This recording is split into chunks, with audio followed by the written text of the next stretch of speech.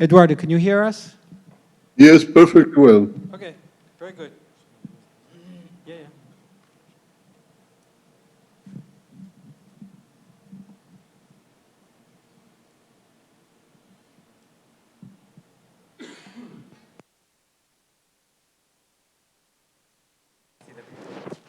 Hello? Eduardo, you can see the video too, right?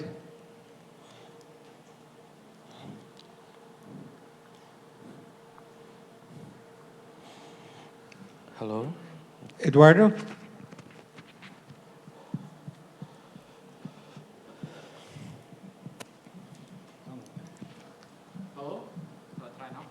Hello? hello? Eduardo, can you see the Yes? video also?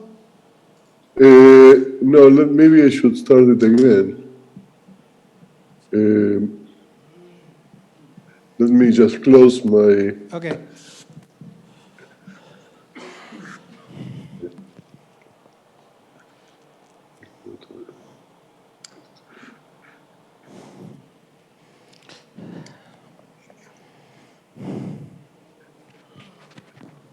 Just a page, but doesn't do anything, okay? Yeah, the YouTube, are you watching the YouTube channel?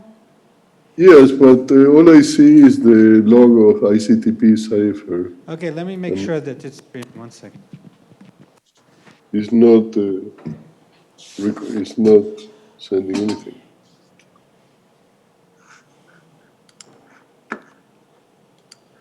It says waiting for ICTP-SAIFR.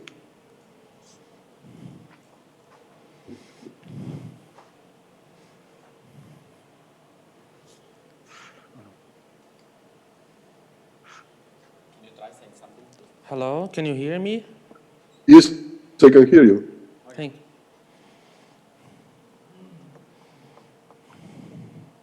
you. It says waiting for ICTP-SAIFR. The YouTube. Okay.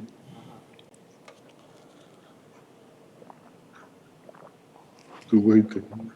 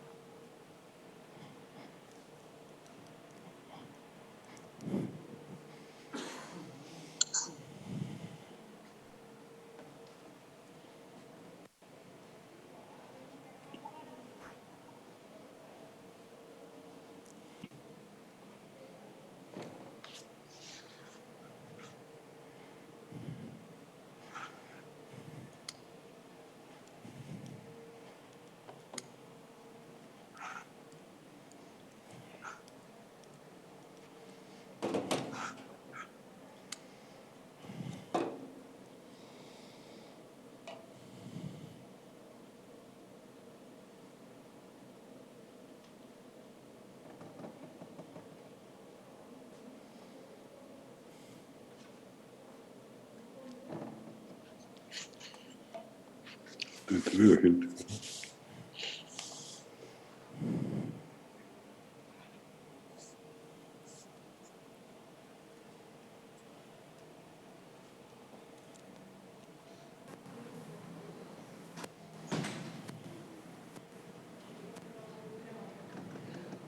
So Eduardo, are you able to see now the video? Let me see. I just hit play. Yes, I see myself for now. Okay. Okay, so, Oh, I see him in a little corner. Okay. so can you see us now or no? No.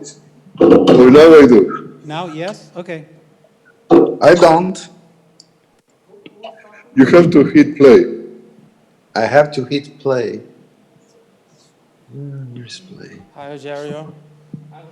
Hello. Okay. Where do I hit play?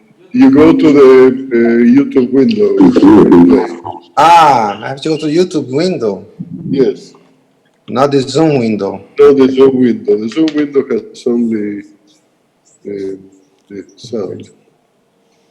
Okay, let me do that. Let me go to the YouTube. It's multi-platform. So, Eduardo, are you able to see now? I can see you. Okay. Let me see. I just play yours. I see myself. Okay, so I see a little further. can you see us now or no? I can see it. Now, yes? I Okay. do. I don't. No, I see now. To hit play. I have to hit Oh, play. there's something funny here going on that is actually doing this in real. Hi, Rogerio. Hello. Okay. Where do I hit play? You go to the YouTube window. Ah, I have to go to YouTube window, This is repeating. not the Zoom window. No, the Zoom window. The Zoom window has only the sound. Okay, let me do that. Let me go to the YouTube. 7 minutos só. It's multi.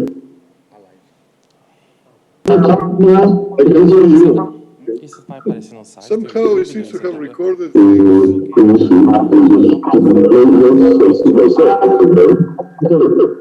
Depois você me manda o link.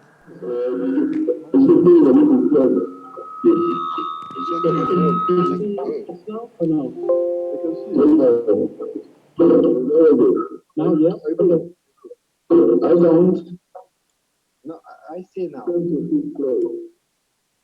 I have to hit play. Are we all set? Okay, I'm going to. Nothing. You see me some. Ah, I saw the YouTube window. This is Not the the loop. Zoom window.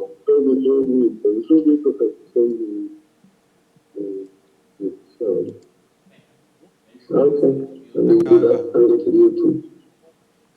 Are we all set? Eduardo, are you all set? Somehow it seems to have recorded.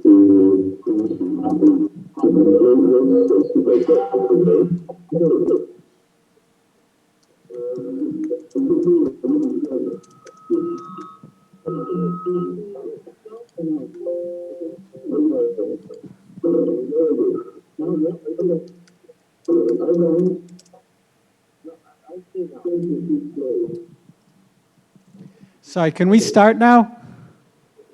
No. Are we all set? No. Okay, I'm going to.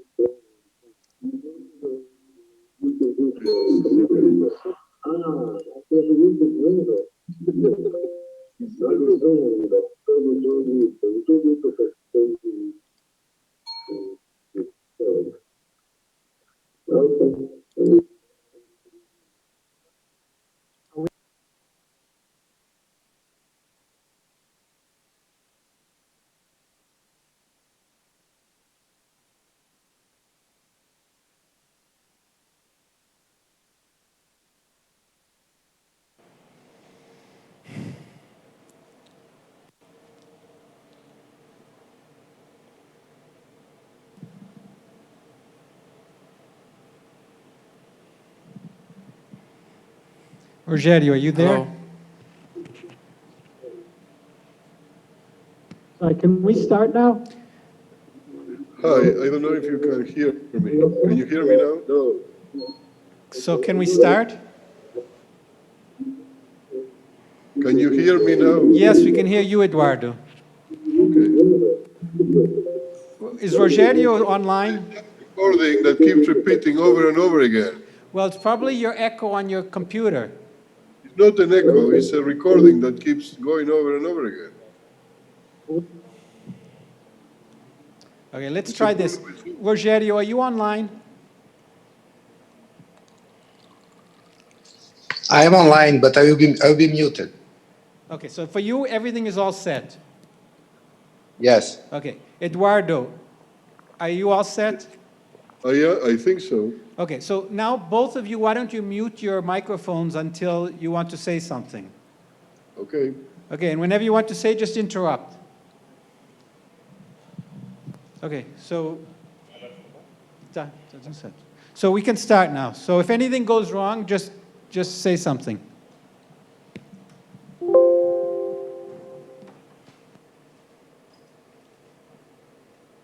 Okay. So it's a pleasure to be here again. So today I'm going to introduce you some of the mathematical and physics techniques that allowed me to show the results on how I could probe paradigms and models of cosmic acceleration, reionization, and inflation yesterday. So if I get infinite time, I would like to start 5-10 minutes with some basic cosmology that I will need throughout this lecture. Then I'm going to invert the logic here. I will going to start with cosmic acceleration because I think it's easier for all of us to understand.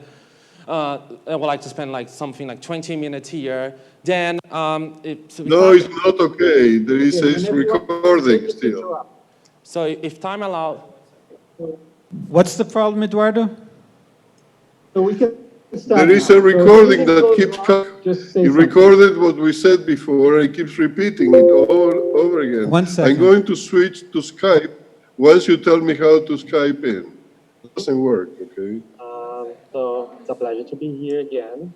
So today I'm going to introduce you some of the mathematical and physics techniques that allow me to show the results on how I could probe paradigms and models of cosmic acceleration, reionization, and inflation yesterday. So if I get infinite time, I would like to start 5-10 minutes with some basic cosmology that I will need throughout this lecture. Then I'm going to invert the logic here. I was going to start with cosmic acceleration because I think it's easier for all of us to understand. I would like to spend like something like 20 minutes here. Then Not okay. There is a recording. sorry, I hate my voice. So if time allows. What's the problem, Eduardo? So we can start. There is a recording that keeps coming. You recorded what we said before. So do you have headphones you can use instead of your computer microphone? Rogério, do you have a headphone?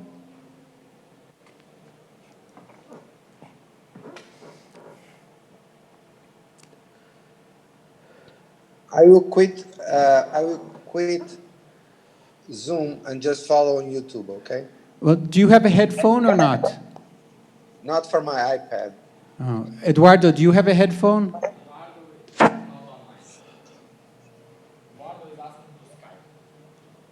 Do you know how to connect to Skype? I think the problem is the delay inside. He's hearing through Zoom, and then 5 minutes later. Yeah.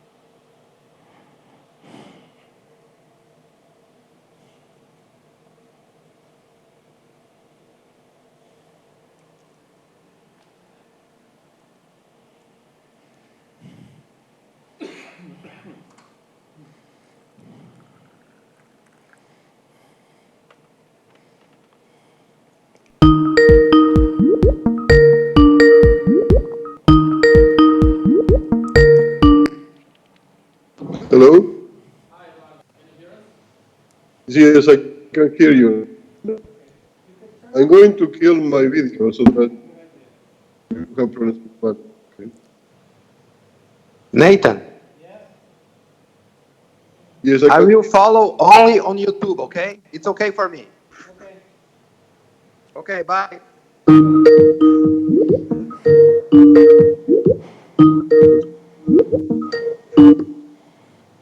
Hello? Hello? Yes, I can hear you.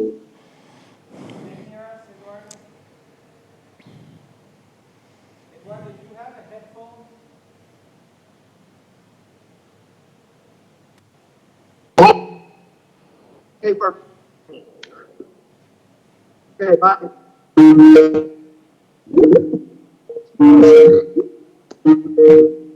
What's going on? Hello?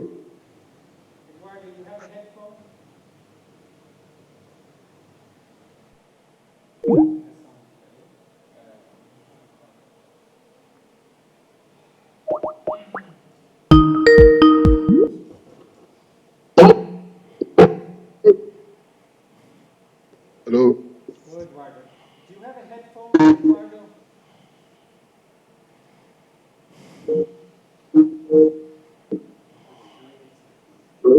I have headphones. No.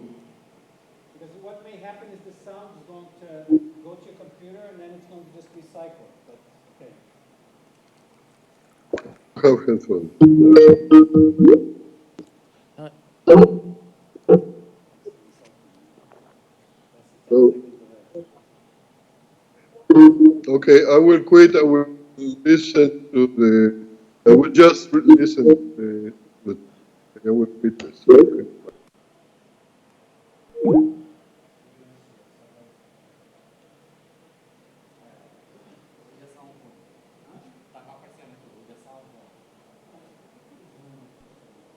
Não. Eu acho que a ligação está ruim. Ontem, por exemplo, o YouTube caiu 2 vezes. Eu acho que a internet é que está ruim aqui.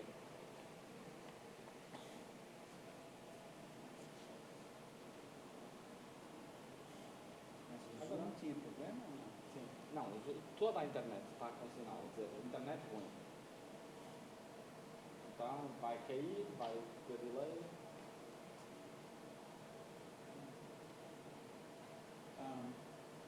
Sequer, esse computador não está sendo utilizado para nada, né? Por que você não pede para eles fazer perguntas seguintes?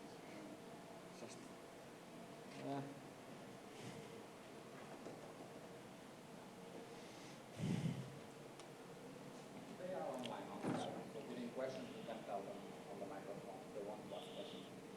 Okay, so we're streaming now? We should be streaming. How are they going to send questions?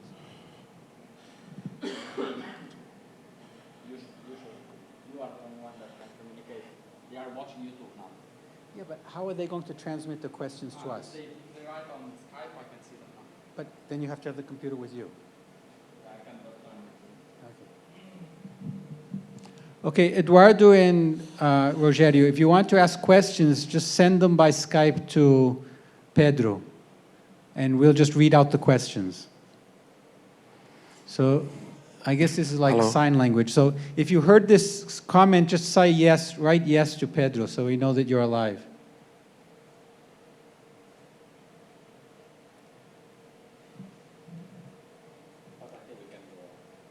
But if they're not communicating, it's good to know if they're communicating with us or not.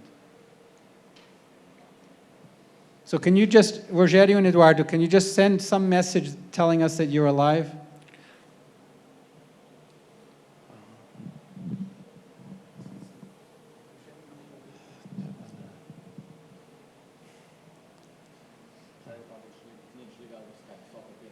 Então, tem.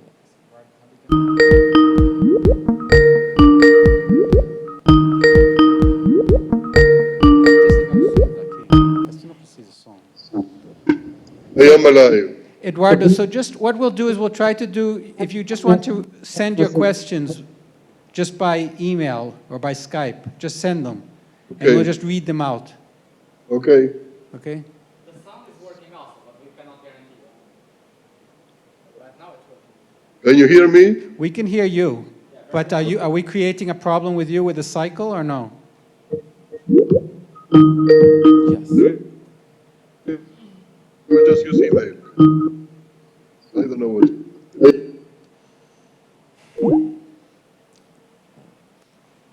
So we're going to give up. They're sending. So can you send us messages by just typing them whenever you want to type something? So just type yes or something so we know that. They need 10 seconds to receive that request. It's on speed of light. But why?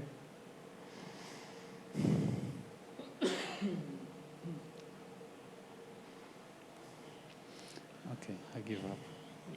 Yes? Did he type anything?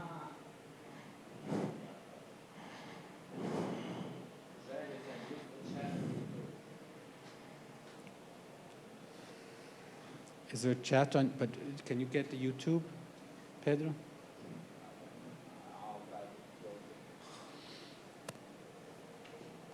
Relax. Technical difficulties. That's okay.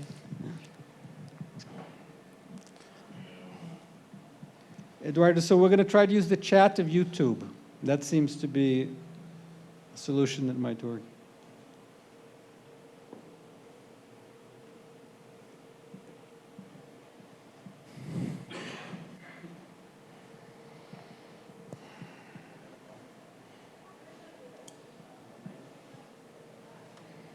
Não está funcionando ainda.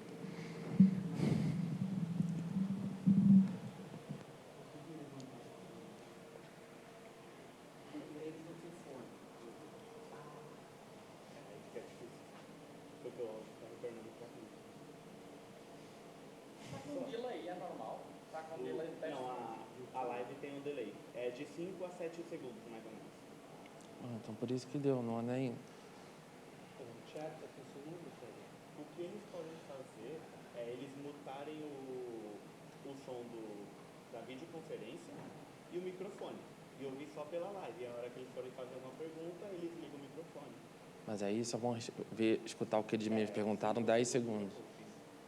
A live tem esse delay, infelizmente. Não sei como tirar esse delay. Não. Só desligar o microfone.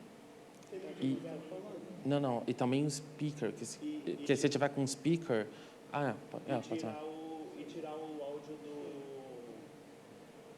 da videoconferência, deixar só o áudio da live. É mais fácil. Onde é que está o YouTube? Eu mandei o link. Tem que pegar porque ele não aparece pra ninguém. É só pra quem mandei o link. Tá em vídeo.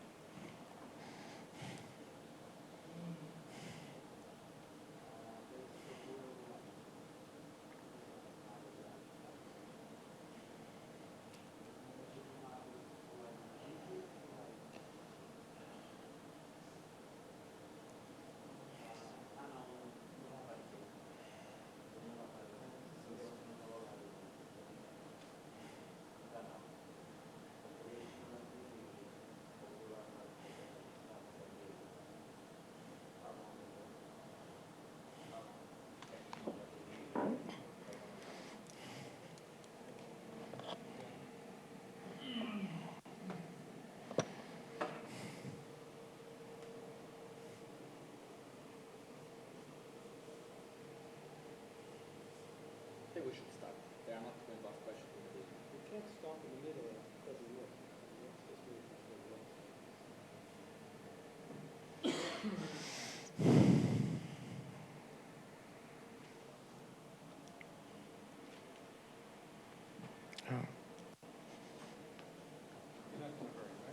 Hmm? Are you in a hurry? No.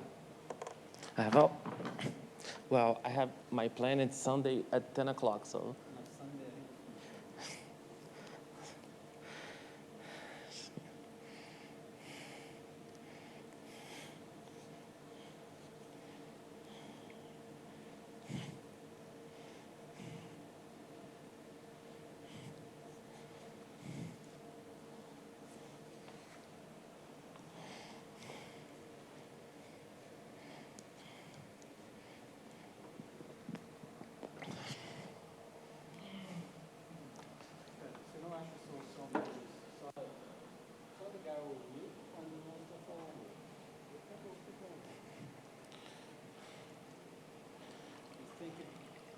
Tem que fazer mute.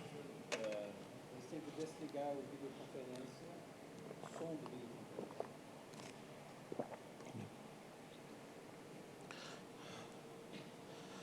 Sim, mas já acho que não sabem fazer isso. Que é fácil desligar, fazer mute, mas tirar o som. É, tem que ir na preferência do... Te mandei um.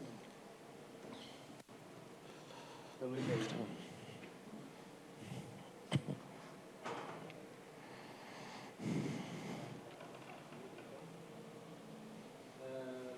O Eduardo vai nos fazer menos. O colega quer usar o chat.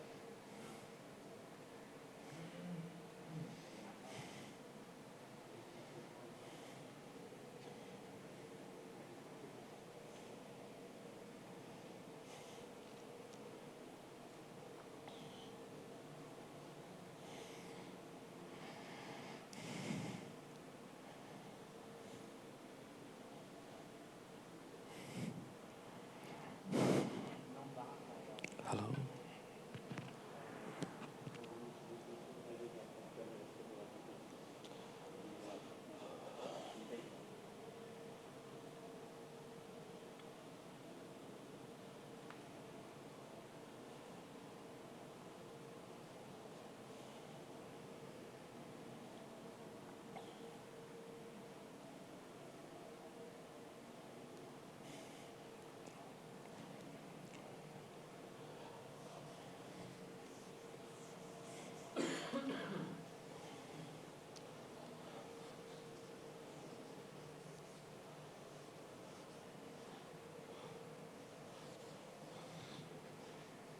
Eu gostei desses gizes grandões. Eu gostei desses gizes grandões.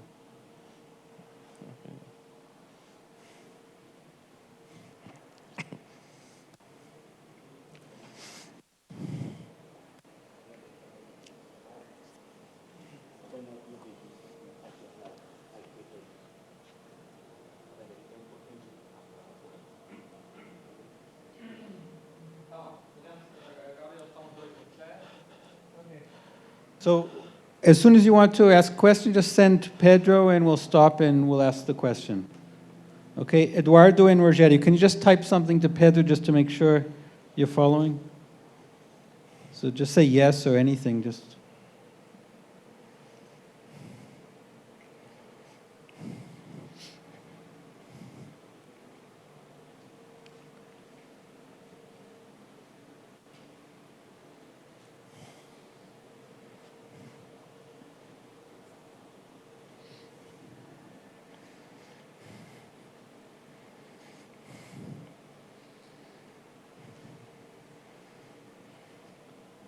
We're okay? Okay, so we can start? Okay, so sorry for the delay. That's okay. Let's hope it all goes. Can I start over? You can start from the beginning. Okay, so thanks again. So as I said before, if I have like infinite time, I would like to spend 10 minutes with kind of the basics of in cosmology and the background expansions that we need throughout this talk. Then I would like to spend somewhat like 20 minutes on cosmic acceleration and how and what are the techniques that allowed me to make very general predictions for paradigms of cosmic acceleration. Then, if time allows, I would like to spend like 10 minutes on reionization and then like 20 minutes on inflation, okay? So, I'm going to assume that you are all familiarized with the Friedmann-Robinson-Walker metric. That's the metric of a universe that's homogeneous and isotropic.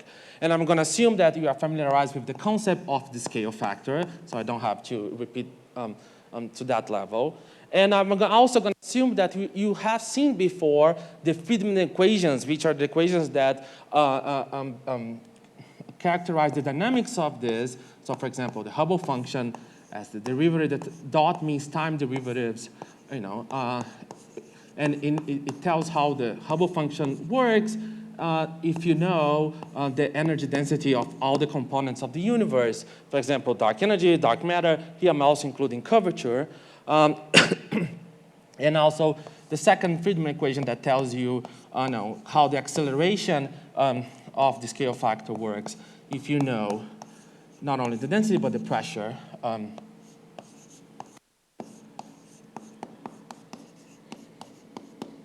And here, this is the density, this is the pressure, and if I make the definition of W will be somewhat an equation of state as the ratio between pressure and density. I can rewrite this as basically the sum over the density times 1 plus 3W.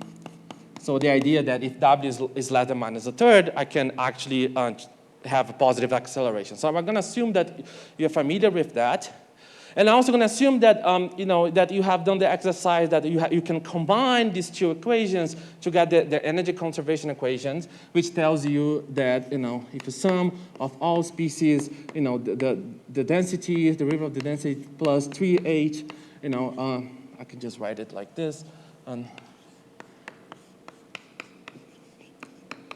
Equals 0. That is this version of the conservation of the energy momentum tensor T mu nu dot column nu equals 0. So these are the three basic equations in the standard model of cosmology. But you notice that this conservation only is valid for all the sums of all components. So yesterday, when I told you in the seminar that I'm going to assume that the different components of the universe, especially dark energy, is kind of decoupled, that translates into assuming that not only the sum of this is 0, but also the individual pieces of that sum is 0. So in particular, I'm going to assume, that if you write this for dark energy,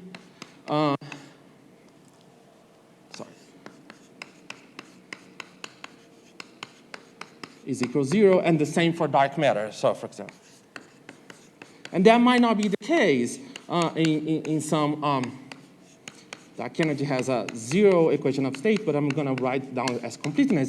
In principle, and this was some of the models I study, and is actually models that is being studied a lot at the University of São Paulo. In principle, you could have a direct energy transfer between them, but I'm assuming that's not the case. So that's what I meant, at least in this in the background, they're minimum coupled. They're just coupled to gravity. Okay. Okay, so given that and this, the next I'm gonna talk about the concepts of distance. There's two concepts of distance because we have to go to the supernovas and how to connect the observation of supernova to the dynamics of dark energy. So I can start showing the techniques I use. So there's two types of distances that in cosmology that's going to be important for us. One is the angular diameter distance, which comes from the following: assume you have an object that you know the precise size of the object. This object could be, for example, the sound horizon of the acoustic waves in the CMB. That's why there's this problem of calibration. And let's assume that you can measure the angle of that size in the sky, like we did with the CMB. Then from basic trigonometry, you can correlate and calculate this distance here from nu to the object that its size, and that will be the definition of angular distance. I put it as a definition because we know this is true on Euclidean space, and I'm defining this to be true as a definition in curved space. And the second one is through fluxes. So we know that if you measure something that the luminosity, the intrinsic luminosity, and we know that if you observe this standard candle far away, you measure its flux, and we can relate its flux to this intrinsic luminosity to so-called the inverse squared of distance. So we know this is true in Euclidean geometry, and I make as a definition to what I call luminosity distance. So these are the two types of distance I'm going to need. And one more basic concept is that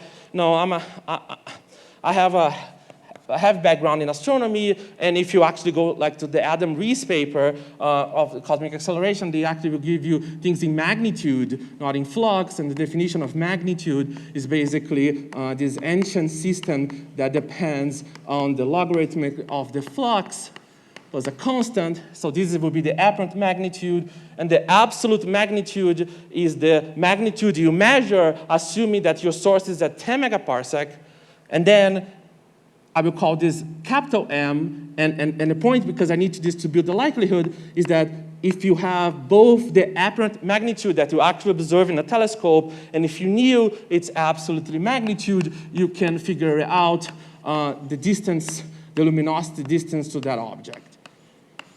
I have a stupid question. So Okay. This is really stupid. It's not a trick question. So the first line, it comes from an equation of motion. Yeah, but you can also derive from here. So if you can derive from this, if it's morphologically, but you can also, this equation is redundant to this equation. So basically, if you take derivative here, put it here, then use this result, you also get that. That's an equation of motion from the graviton. It's an equation of motion coming from varying the gravitational field. Is that right? Or is it an equation of motion coming from varying the matter field? The matter field. So this is just the energy momentum tensor. And no, it's like G mu nu equals T mu nu. So for each matter field, you get another equation of motion? Is that the statement? Yes, the total one. No, you only get for the sum. And here I'm assuming that the T mu nu is the sum of like the T mu nu for the matter and dark energy, and each of them separately conserved. That's what I'm asking. Why are each of them separately? You say if they decouple from each other, then they're separately conserved? No, I'm assuming that they separately conserve, which might not be the case. This is like a hypothesis. They might not conserve. They might exchange energy and. Well, they do exchange energy through gravity, of course. Yeah, but gravity. But this is not. If they just exchange energy to gravity, this is still holds because of the GR equation. The complete sum holds. But I'm asking. So yesterday I asked you what minimal coupling mean, and you said that they just in the Lagrangian they decouple. That's so fine. But does that imply equation 2 and equation 3? That's what I'm trying to ask. To my best of my knowledge, yes. Why? Because they couple gravitationally, of course, to each other. I mean, they both couple to gravity. That's what I'm trying to say. Yeah. So why doesn't gravity mix those second and third equations? It does, just because gravity is, gravity is acting here in the Hubble function. This is where the metric comes from. I'm asking, why is it true that the 2 and 3 are independently zero? What is the assumption? Well, I mean, I understand you're assuming those two equations are true, but what physically implies that those two equations are independently zero? I don't think it's enough that the Lagrangians, that they decouple except for gravity. Maybe I'm wrong. Do you understand my question? To the best of my knowledge, if you have so for example, you just have a Lagrangian like Px phi, then another one that is like the matter, and you only have the, to the best of my knowledge, you have the action, and something like this, and you have like Px of phi for dark energy, and then something completely independent for, then, if you calculate just for this piece, and then just for that, and you vary and you define the G mu nu for each one of them, they will separately. So what do you mean G mu nu for each of them? No, There's only one G mu nu. T mu nu for each of them, they will separately conserve. But suppose this is like, there's like rho matter here. But if you do something like rho dark matter times some kind of field where, you put something like this, they do not conserve anymore. You might be right, but it's not obvious to me because they both couple to gravity. So so they're never decoupled. I mean, they always couple. No, they just couple to this factor here, square root of minus g, that, when you integrate by parts. They couple to G mu nu also. Do you understand what I'm asking, Pedro? So I don't understand, if they both couple to G mu nu, and those equations come from varying G mu nu, then I don't understand why they 2 and 3 should be independently zero. It might be some approximation, but I don't understand the approximation. Okay. Well, again, I'm not sure how to explain this in another way. First, even if I cannot... Let's suppose they're just free fields. Suppose I just have, it doesn't have to be dark energy and dark matter. Just I have two free scalar fields, right? And you want to say that the energy momentum tensor for one is zero, the d mu t mu nu is zero for one of them and for the other one. Yeah. So, of course, if they are completely free and don't couple to gravity, that's a correct statement. But if they both couple to gravity, I don't understand why it's Maybe it's still For- true, for- but I yeah, don't I don't know, understand for- why it's true. From my JAR course, when they couple to gravity and they don't have the direct coupling to each other, you just have to replace in the textbooks, the comma for a dot comma. So you just have to repeat the same equation, but consider how the metrics. But why are they independently conserved? That's what I don't understand.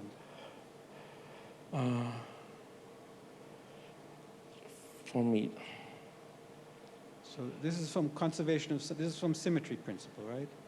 So why should they be separately? So it's just, I mean, it's just translation symmetry or something like that. That means the energy momentum tensor is yeah, okay. conserved. So let's just take the example if this is the cosmological constant. So if you have just dark matter and dark matter doesn't have any velocity, then as the universe expands, dark matter density should just scale as one of the volume. So why this would be affected by the cosmological constant? Okay, cosmological constant for me is, that's a separate thing. Yeah, but even if you have another field that's completely smooth and it's just expanding the universe, why dark matter would not have a decay as one of the volume? What the dark energy will say is changing the way the volume changes with time, but besides that, it will still conserve as, rho will still go as one of the volume for dark matter, unless dark matter gets velocity, actual velocity, through exchange of momenta from dark energy to dark matter, which is what I assume in that paper. Okay, I guess, okay, I guess you should keep going, unless, Pedro, you have anything you want to comment? I maybe just be wrong, but I'm missing something. So suppose you just, so let's just look at the first equation. Forget about dark energy and dark matter. So you have neutrinos, you have protons, or neutrinos and photons, for example. Let's suppose they decouple. Just ignore any coupling between them. Are you saying that for each of the eyes, it would be independently zero, or only the sum of the eyes? The presumption is always true. Yeah, the sum of the eyes, I agree. But for each of the individual eyes, would it be true? For example, for the neutrinos and for the photons separately? Yeah, because the result is, if they just couple to gravity, the physical result is that they just keep whatever black body spectrum they have, and the temperature just decay as one of the eight. Okay, I'm willing to accept it. Okay, so then just keep going. Okay, thank you. Eduardo said, I have the same question. If they couple to gravity, it is only the total energy momentum tensor that is conserved, and this tensor knows about the coupling of all components to gravity.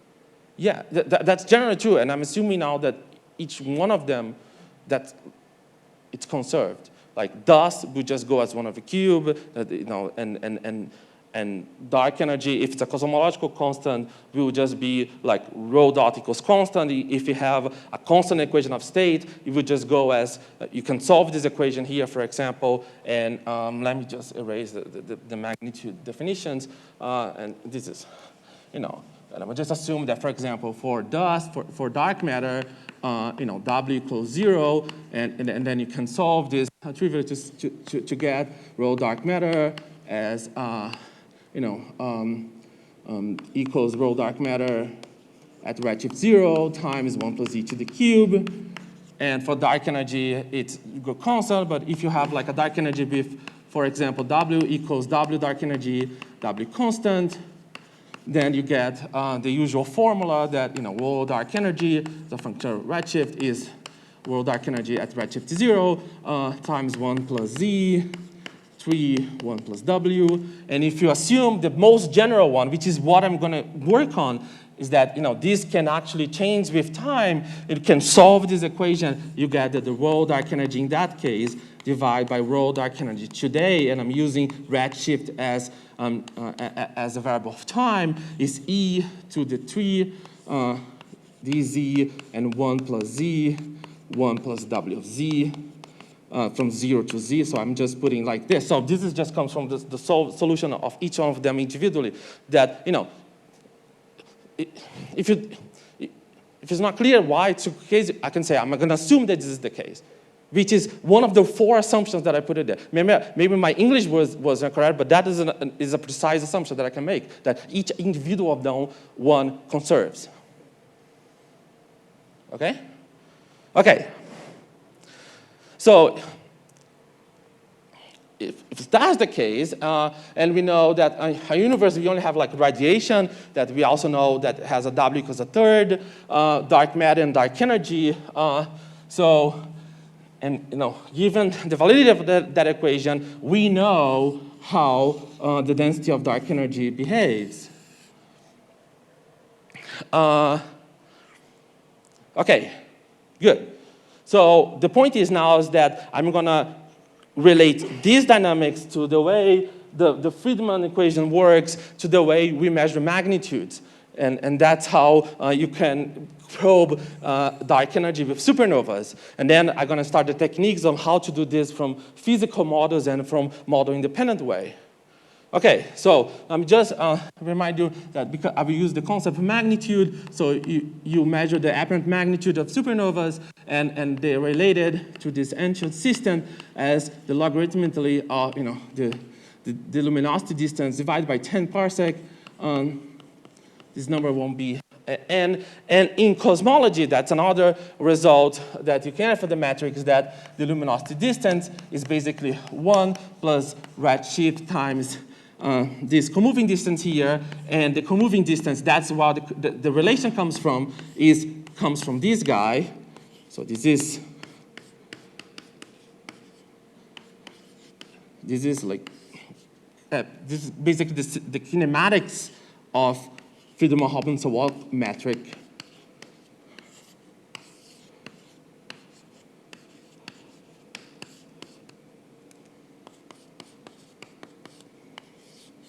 Where this guy can be either sine if the curvature on spatial slices of the universe is positive,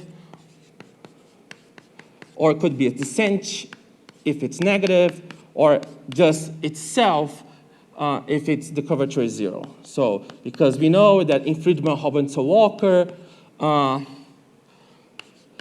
you have this extra freedom that gravity allows, which is the curvature on spatial slicings.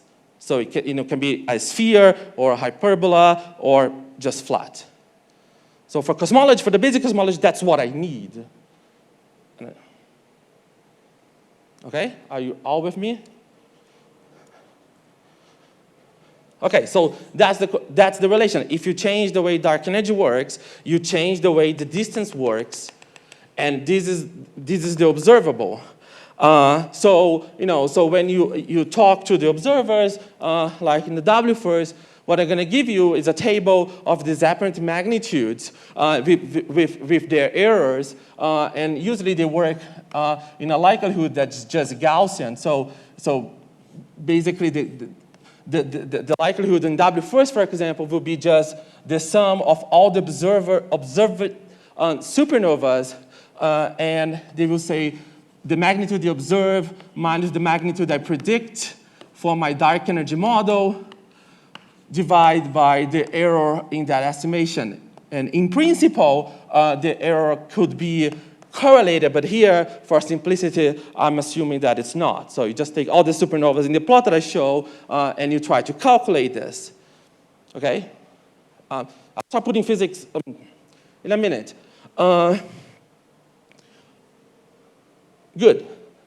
So now is where I'm going to be deviating from what most people do. So because most people do is the following. They come with a theory of dark energy. They have a microphysics theory. It's either a canonical scalar field or a non-canonical scalar field. It is either, there's many options. And the physics of dark energy will tell what is the shape of this function. So, for example, I can come by physical assumptions and say physics only allow this equation of state to be constant. Or I can also say physics only allow this equation of state to follow this kind of parameterization. Okay, so if the physics of dark energy were well behaved, we're kind of done. Once you got your physical model and you want to test it, you just translate this to distance, and you use the likelihood to translate distance to what you actually observe. So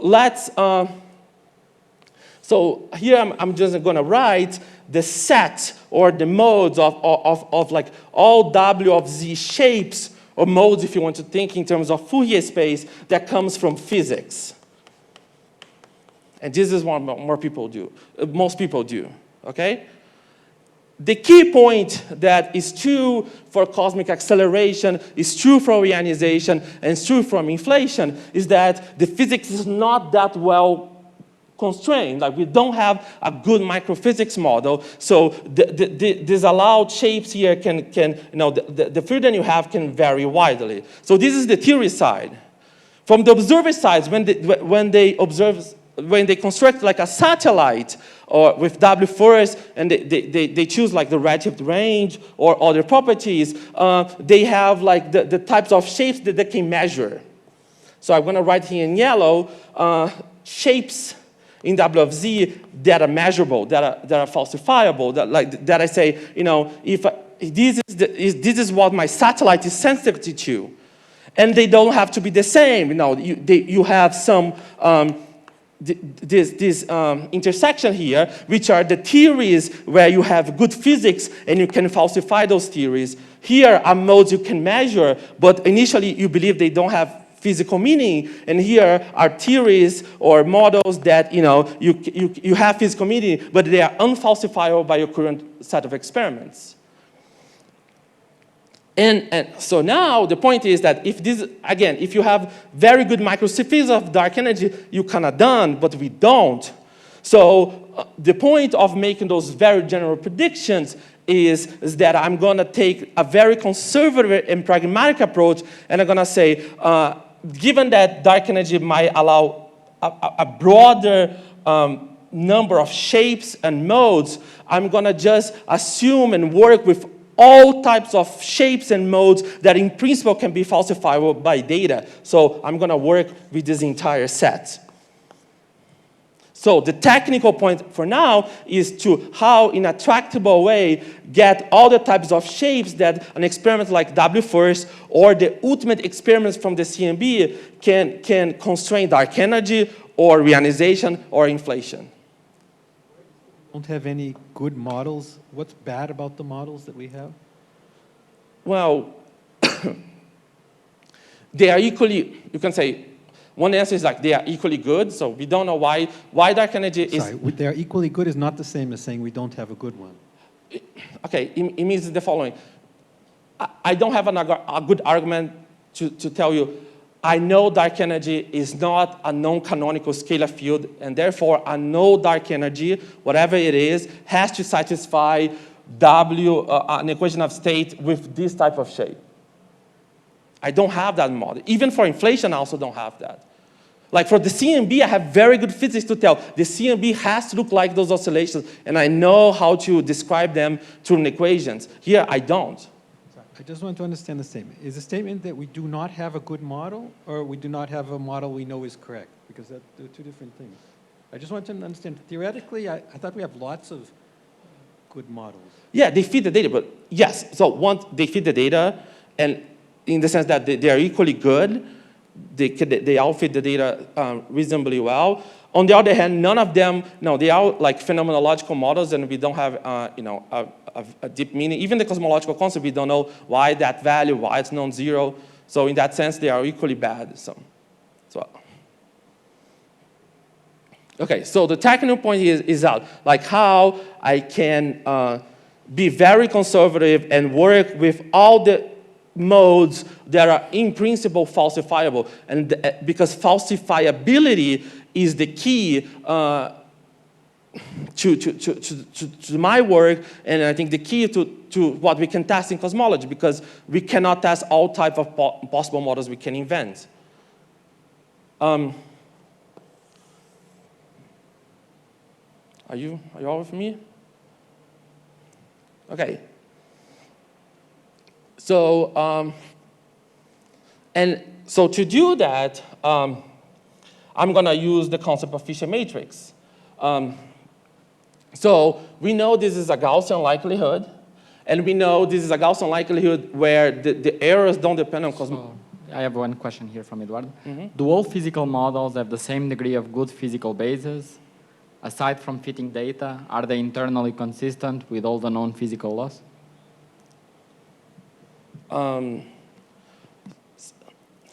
Some modified gravity, we know that they have problems, like with people that are trying massive gravity, and they have problems with ghosts, and some of the models, so some of these modified gravities, we don't know if they're stable, so there's work in doing on that. But for the simplest models, the models kind of work, which is basically scalar fields, or that are canonical or non-canonical, they are reasonable. They all satisfy reasonable physical criteria. We just don't know their values, like why, for a scalar field, you need a potential that is really flat like inflation, then you have the problem how you can run over more than a Planck mass in field, you have all these theoretical problems, but, you don't know how to explain them, but they don't break any physical, basic physics, in the sense that they are all acceptable. Just write one model that you think is consistent, just so we have a better... Yeah, so it's like inflation. So if you have just a Lagrangian that is, it can be any pxl5 model, or it can be even just canonical, where you just have some kinetic minus potential, and when you do something like this, you can calculate the equation of state, and basically the equation of state for a simple field is basically kinetics minus energy potential over kinetics plus potential. So as long as your model your field has very little kinetic energy and a lot of potential energy, which is exactly what you get from a very flat potential, you're in game. You mean by P of x and phi? He is non-canonical, so, sorry, this is me, I mean X here. You can be like this, so this depends on kinetic energy and potential. You have... What x and phi are? Can you tell me what x is? Or? So, this is field, this is the kinetic energy. So basically, X is minus phi, d mu phi, but here we just put it like in the background, but it's not, g mu nu, d mu phi, d mu phi. Polynomials of the kinetic energy. Can you just write down? You can, but that's the kind of, you can. So there's models of inflation that just can write one down which you think is okay. Just write an explicit P which you think is okay. I think so I would get the simplest one, X minus V. What's V of phi? It's a potential. Yeah, what potential? M squared. Okay, so there's lots of them, but you can have this, for example. And also, basically, it's a potential that, is just a parabola, but as long, you put it in such a way that you don't have a lot of curvature, you are in game. Okay, so just a free massive scalar field gives a W which has the right property for dark energy? Yeah, if you control it, if you make it very flat, if you make the... Sorry, V of phi is the potential. What do you mean make it very flat? No. As long as you choose the mass, so that is very light, such that you don't get a lot of kinetic energy. When you solve the equations of motions, you will create acceleration. That's what I mean. Okay. Just two quick questions. One is what is x, but that I think you replied already. But the other one from Rogério is, are you restricting W to be between -1 and 1? In that model here, you're not.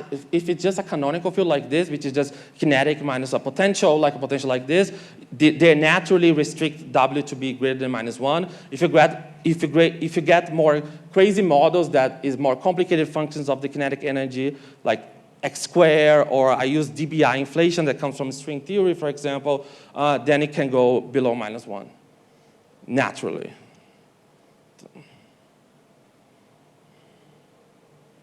Okay. So, and if you look up any paper from inflation from Planck, so basically they will give you like a list of 10 to 20 potentials, and for each of the parameters they will cook the parameters to be more or less like this, and they will have constraints for each of these models, and these models are all allowed by the data. None of them are falsified. So is the potential mv phi squared, you can have, this is what they call large field inflation, you can have potentials that kind of inverse power law, which is the small field inflation. And so, for example, if you have a potential like this is, and you start from near the top, here is very flat, so you don't have a lot of kinetic energy, you accelerate the universe. So you have all these options, and they kind of equally good to fit the data. And but at the same time, none of them have like a very fundamental physics or comes from a UV complete theory that will say, oh, this is clearly one that, no, it's better than the other models, like from some physical point of view. They're all effective field theories that are equally good to feed the data. So that's why I say that this is very broad. You don't have like a sharp one to say, oh yes, these are the only shapes that makes physical sense, and these don't. And that happens a lot in cosmology. It happens to inflation. You have single field, multi-field, lots of potentials. It happens through reionization, and it happens also in cosmic acceleration. Okay, are we in game?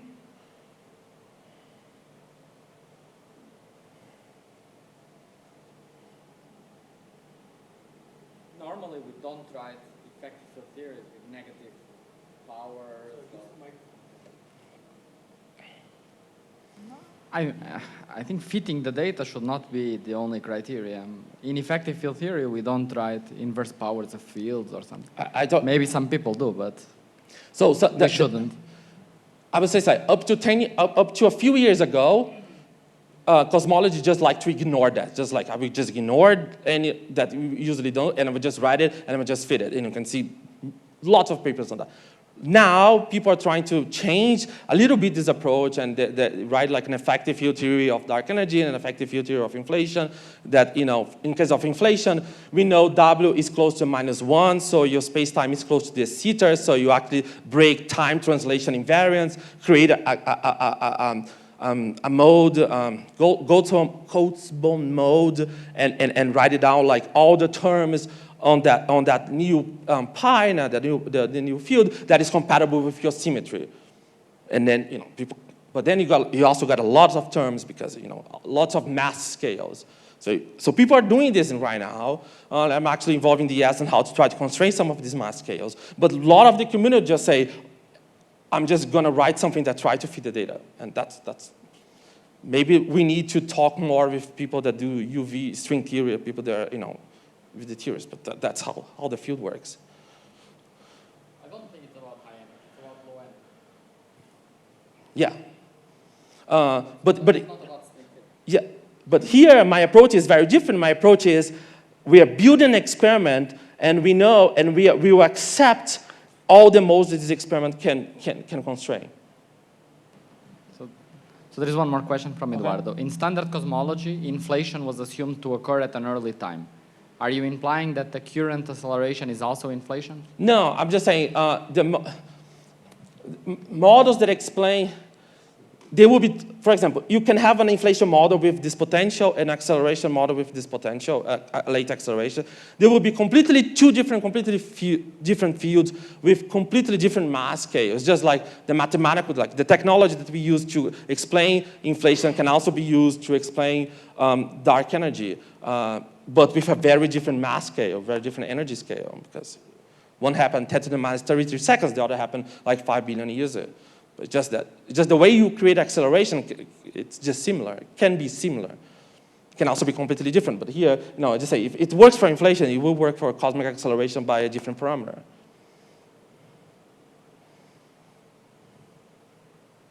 Okay.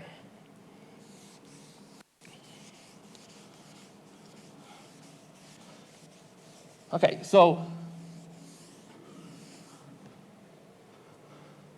for example, UAV and even how they have lots of their favorite models here. So now the technical question I want to ask is like, how do I compute this given my experiment and the design of my experiment that given this likelihood, and I'm going to propose to use the Fisher matrix and explain how it works. So this is a Gaussian likelihood where the mean depends on the cosmology but not the covariance. We know it's a very well-known result how to compute the Fisher matrix from that. You just have to take derivatives of the mean. So let's assume that you have these parameters in your model. We call P. We know that we have the amount of cold dark matter that we don't know. We have possible curvature, which it can be like either a sphere or not. And you have all the parameters of your favorite parameterized dark energy model. Now here is just one parameter, here is 2. I'm being very general here, say you can have n of them. Then, we know that to compute the Fisher matrix of that experiment, given the likelihood, is just the sum of all supernovas that you are going to measure times the derivative of the observable m with respect to pi, to respect to pj. So so that's a very standard result, and why do I like the Fisher matrix? Because it tells you what is given how your error scales, it tells you what is the best possible scenario you can have, because we have this theorem from the bound information that tells you that if you have any predictor for one of these values and of these parameters, the error of any one of them has always to be larger than the diagonal elements of the inverse of the Fisher matrix. So it tells you what is the best you can do for W first, for example, given how its characteristics.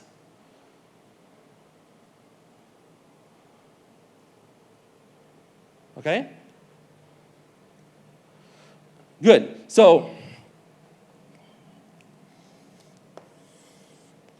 given that, I'm going to do something here that will seem impractical, but it's actually, it's not, and you see that, it will turn out to have a very low number of parameters in the end. But let's suppose I have the function I want, which is the dark energy equation of state, where I don't know its physics.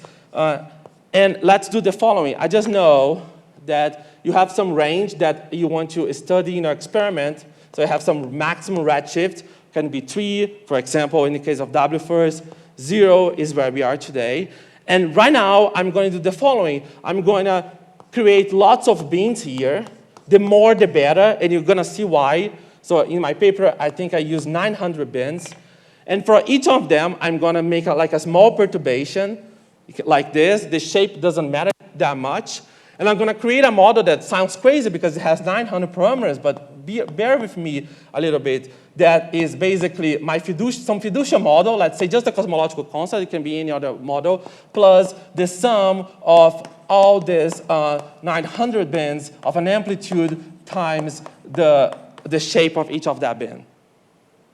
So I'm just trying to describe a function that, that I have no idea about the physics through binning, which is bad because you have a lot of bins. It's bad because these are correlated in practice. But let's start with that. Okay. Okay, sorry. Okay? So, if I excite some of these values, I'm exciting some of these bins. So given that now, you have now your P, you can compute your Fisher matrix, and then you can do the following.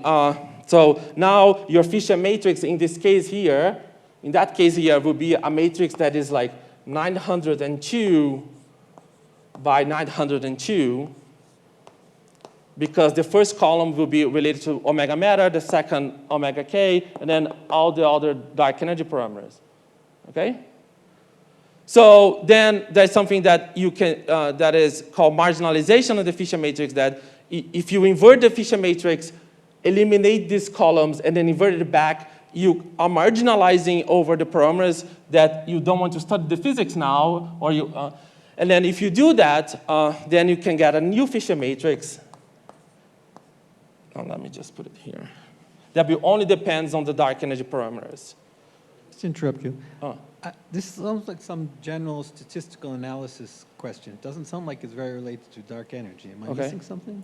You're just writing down parameters and writing down a matrix, which depends on the parameters, but this could be for any statistical system, right? For any system in which you're trying to understand if it's falsifiable or whatever you want to call it. Is that correct? Yes, yes, and I will tell first I will tell two things. First, how to reduce the dimensionality, and the idea to applying physics is how to, and what are the physical questions you can ask with that general tool. I don't see any physics. I just see some analysis of data. No. The construction is just analysis of the data, and then I'm going to ask some physical questions with it. Okay. That's the physics is going to come. Okay, but this is something new that people didn't know how to analyze data before this way, or I'm just missing what People have done things like that to apply to other, but like we ask the right. You have to ask the right questions. You have to.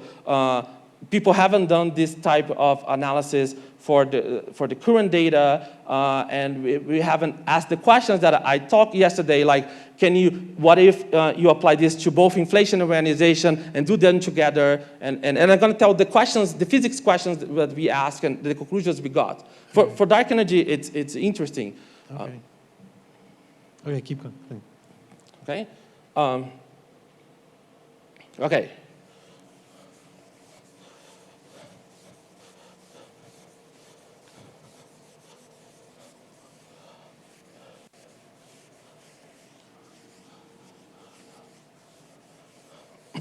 Okay, so the next step is, from this general tool, is now I have this Fisher matrix that has,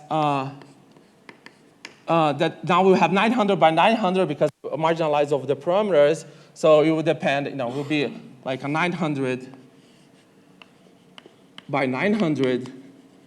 And now what I'm going to do, I'm going to diagonalize the Fisher matrix and rank the eigenvectors in order of decreasing eigenvalues. So right now, I'm going to create a new parameterization that still has 900, but now depends on the eigenvectors. So the first one is the one that has highest eigenvalue in the Fisher matrix, because we know the error it will be the smallest one. Okay. So still, just technique. Now I will do something that most people don't do. So right now I haven't done anything super sophisticated, but now I'm going to ask the following.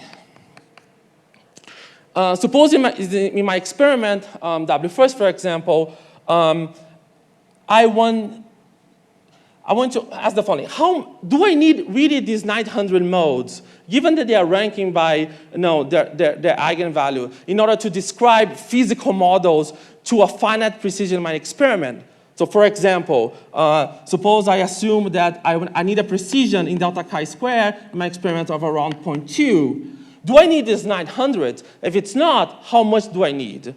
So this one, a question that I asked with Cora for W first, and the answer, and we also asked for reionization, and the answer was you don't. So for W first, for example, we discover that we can describe any physical model to that finite precision using the first 20.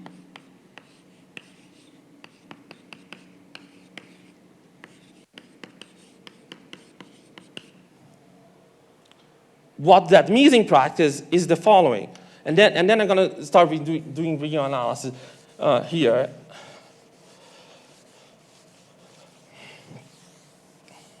Okay. What do you mean that I have 20 components? It means the following.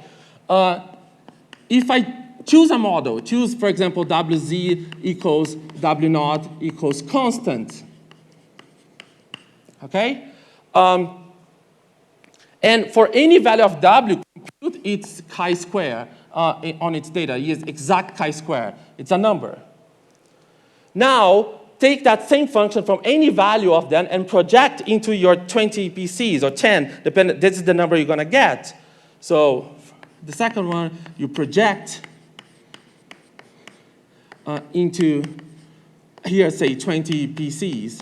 And you're going to get a chi-square that's approximate, because it's an incomplete projection. It's not like Fourier space, you have all the modes. And I'm going to say is that this difference between the exact and the approximation is always less than 0.2. So now I have the mathematics done, because now I have a parameterized model with a finite but not crazy number of parameters on my dark energy that looks like what I had, problems that I had before that I could solve.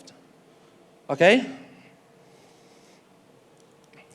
Okay, so there's lots of interesting questions I can ask through this.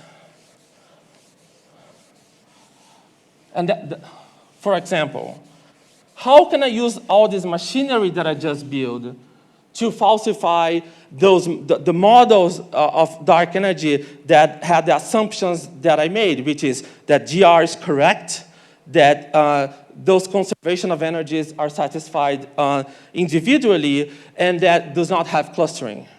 So now this is a physical question, and that it comes from the following. If you do perturbation theory, and if you try to analyze how the density, so if you define here this delta M as the density field of dark matter as a function, of x and t, its position minus its average. So like how much, at each point, this location is overdense or underdense with respect to the background Friedmann Hobart Walker. So if you are inside a cluster, this is a very big number. If you're inside a void, this is a number that's smaller than 0, okay? And if you do the perturbation theory, the way this works in general relativity with those assumptions is the following. Those fields obey that equation of motion. Just have to do the math. Sorry, I'm forgetting here. Okay, so dark matter is what seeds these structures, and at least inside the horizon, the equations for how its perturbations evolves in times obey this equation here. So let's interpret the physics of this. So if you don't have the expansion of the universe, what you have here is basically an exponential growth of structure. Rho g is usually the inverse, the square root of rho g is usually the inverse of time free fall timing if you just do dimensional analysis. So if you just have like a ball of dust that you make a perturbation and you want to see how gravity works on making that perturbation grows, you would just get something like delta matter is proportional to the time divided by the free fall time. So why does this happen in our universe? This doesn't happen because of the expansion of the universe. The expansion of the universe is slow perturbation down and doesn't allow them to be exponential. So that is how dark energy changes the way matter grows. It changes through this damping factor here. It changes through the expansion rate. So that is why when you make those physical assumptions that I showed yesterday, you create this consistency between background and structure formation that if it's not valid, it requires some new interesting physics. And this is how it connects to all the machinery I have built, because now I know how background affects the growth of structure, and now I have built a machinery that will tell me all the modes that can be falsifiable by future experiments. Therefore, I can make what is the most general prediction for the growth of structure that Rogério can measure with lensing, given what W first will measure with type 1a supernova. That was the key of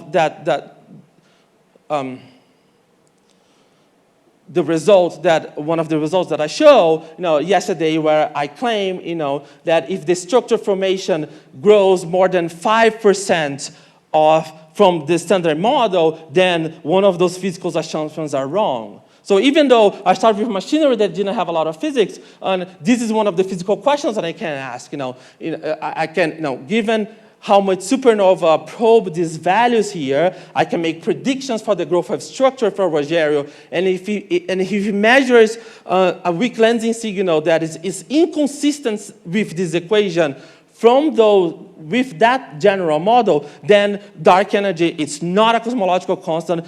It's not something that obeys that conservation of energy for each of those components individually, or GR is wrong, or this equation is wrong.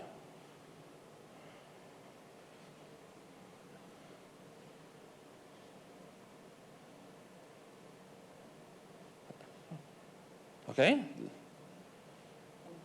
just a little bit lost about when people are making observations, comparing with experiment, I mean, for many, many decades, people were doing data analysis. And can you explain a little bit what was, for example, new in this analysis compared to what other people would do? Was it this 900 that was a very big number? Or was it that people were doing these kind of ideas for one experiment but not for another?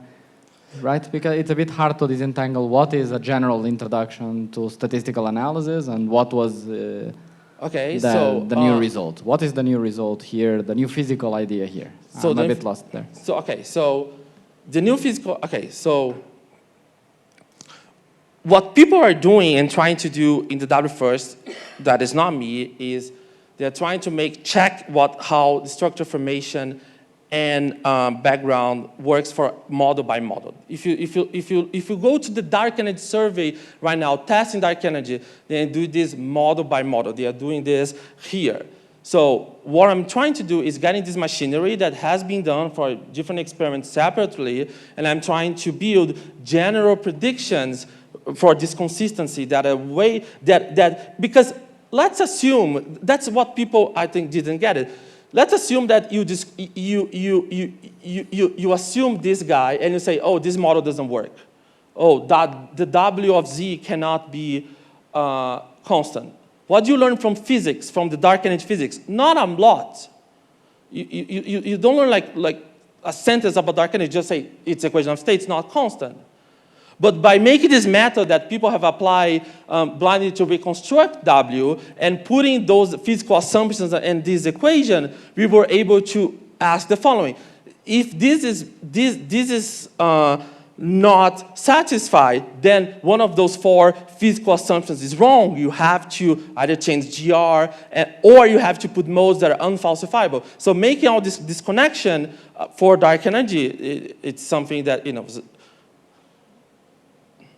putting that together, something that, that's people don't think like that. And me, Wayne, and Cora is the only people that I know that, kind of think like that.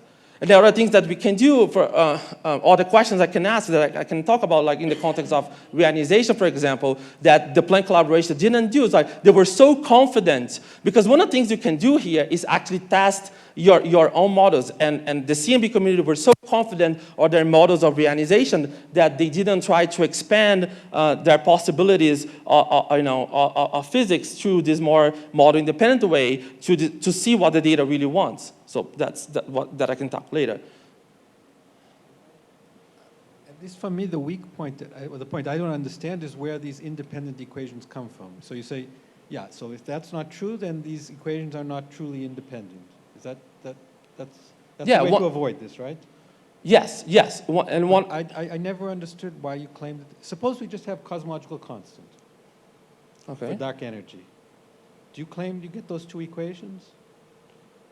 So that's just, for me, the canonical model of, are you claiming that you get two independent equations when cosmological constant? Well, if you have cosmological constant and dark matter, you have to. Yeah, cosmological constant and dark matter. That's What are the two equations that are independent? Like, one is the rho of cosmological constant.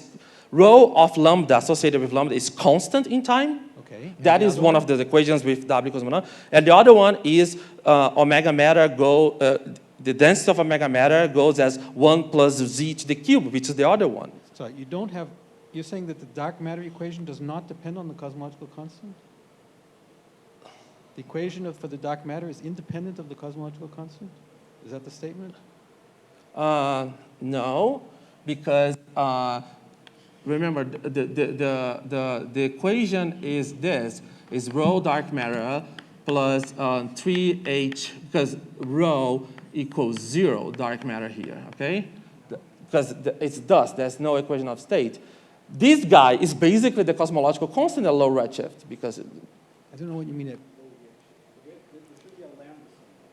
Yeah, the lambda is here because you know that h squared is equals 8 pi g over 3 of rho dark matter plus rho lambda, and rho lambda is basically lambda. So it comes through here. It respects the equation, but dark energy comes through by changing how the background evolves.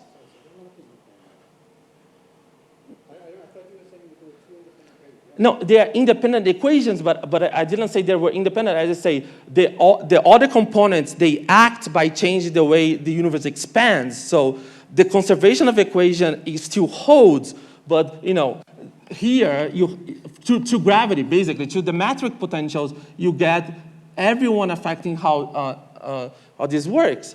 So if you want to solve it in time, so let's do the following. So you can see how you can solve this equation. Let's do this math here.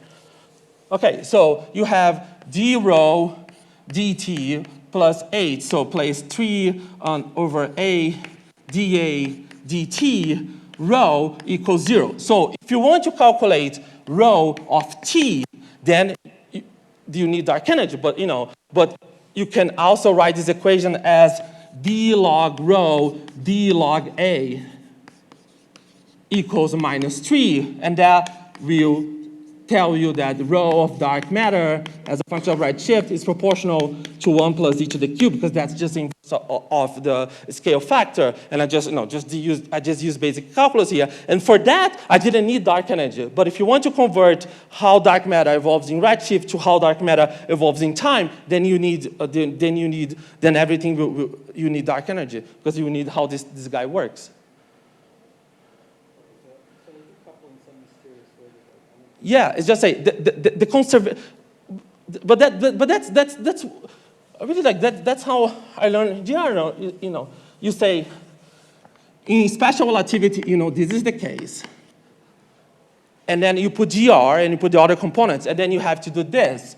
But here now you have the metric being a dynamical field, and they are affected by all components, and that's how all components affect you, even though the equation didn't change.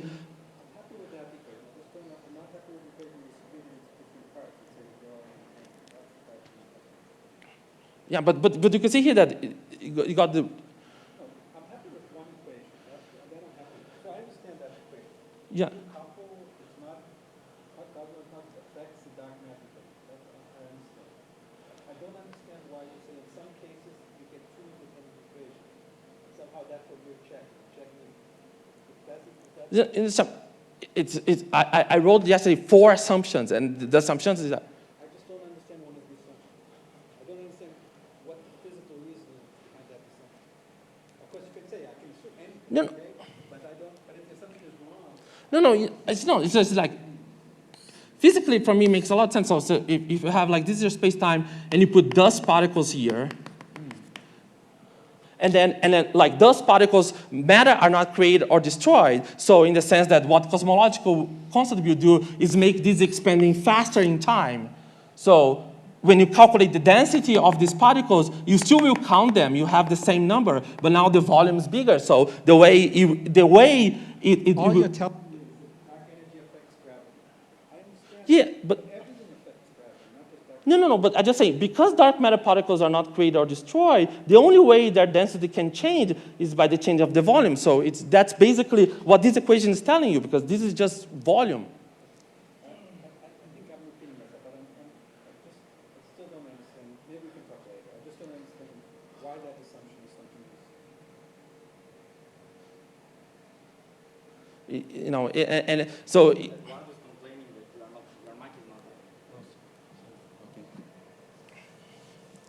It's the same for radiation now. The way the radiation expands is just, it redshifts because the number of photons get diluted, but then the energy of each photon get redshifts and you get 1 to the z to the 4th, like.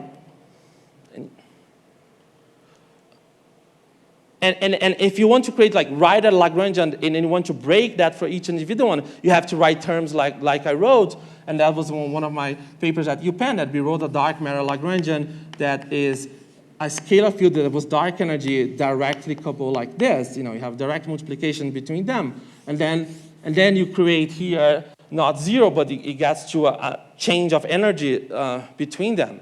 That's the part I don't understand. I don't understand why you claim if they decouple in the Lagrangian, if they only couple through gravity in the Lagrangian, you claim somehow that the two equations are independent, and I don't understand that logic. That's what I thought maybe I'm making a stupid mistake, but I don't, at this point, I don't think I am. Okay. Because they couple indirectly through gravity. Yeah, but I'm not claiming they are not. It's just that if you want to convert redshift to time and know how they increase like in time coordinates, then Okay, okay, I think okay, thanks. Nathan is basically asking if you can derive those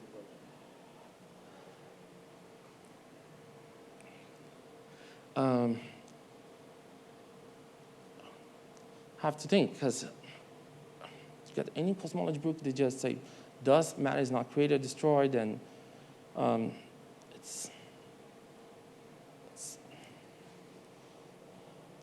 yeah, I have to think a little bit. Because for me, in the examples make sense, like for example, for photons, for matter. Okay. Okay, so let me just try see other questions that we could we saw, but maybe in the context of okay, so another question that was very important for in reionization,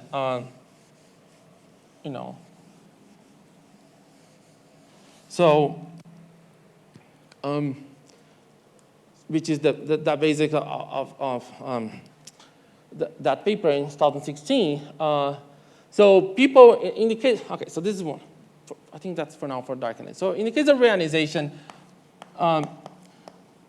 we have this similar technique, but now the function that we are gonna work is the ionization fraction of the universe as a function of redshift and not, you know, its equation of state. And people in Planck were trying lots of different models, and it's really hard to simulate reionization because what you have, like, it's this big universe, and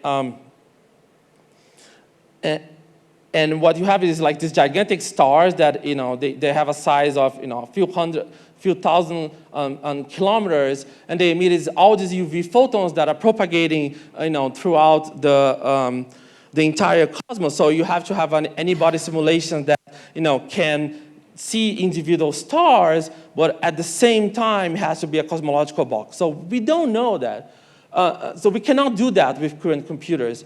So people just thought, you know, broadly speaking, that if in the standard model of reionization, you know, basically reionization, so 0 means the universe is completely neutral. 1 means all atoms other than are ionized, and people just thought, you know, that if once reionization starts, once these photons start propagating, things goes really fast. The universe becomes, you know, from completely neutral to completely ionized in a difference in redshift of less of order 1. But for other types like dark matter annihilation, we have no idea what the signal will look like. We think it could look like, you know, a little like this, but it can also look like that. We really didn't know, and we were trying model by model, and none of them will you know, at least the one people tried before were getting better fits than the standard one. So one thing that we did is that through the very similar technique of components, we tried to discover like what are all the modes that the CMB can use to constrain reionization. And turns out, for in this case, it's slightly easier. It's just 5 of them. And so like this. And then we ask a slightly different question. So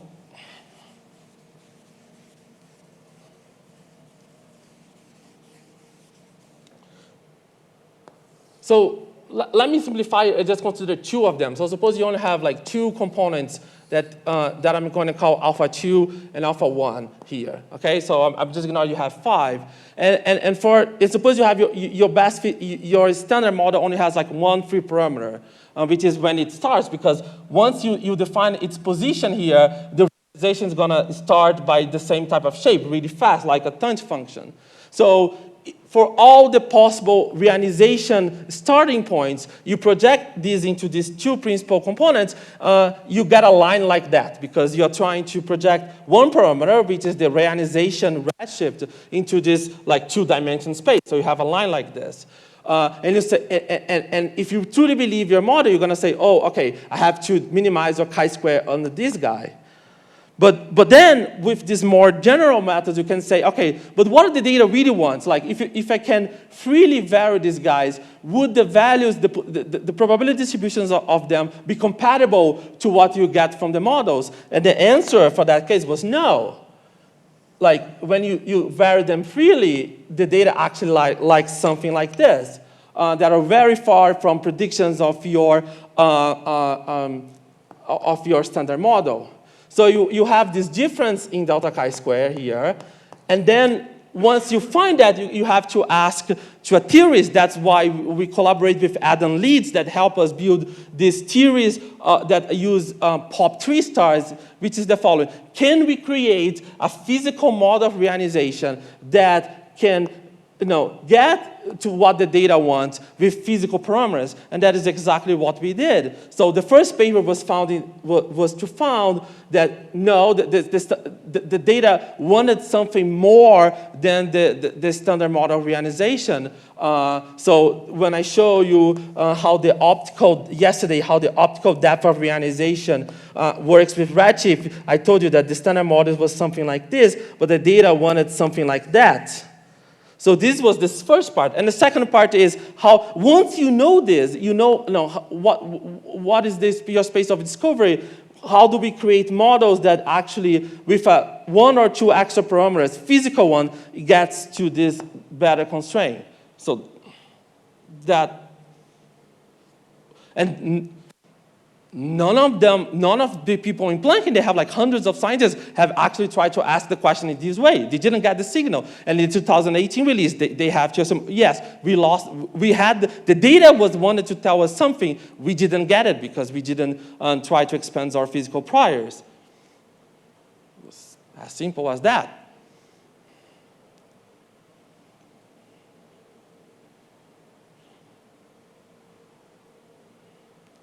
Okay, so if I still have time, I would like to talk about some physics that I have done for inflation, and then I'm not going to just do things that are just model independent. I will try to do a little bit how I allow to calculate predictions from inflation that are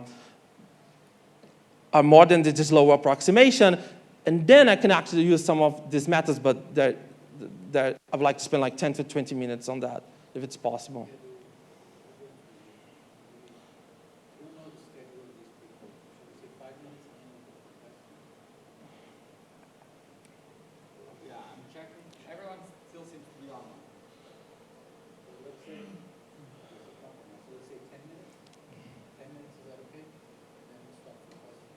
Yes. Okay.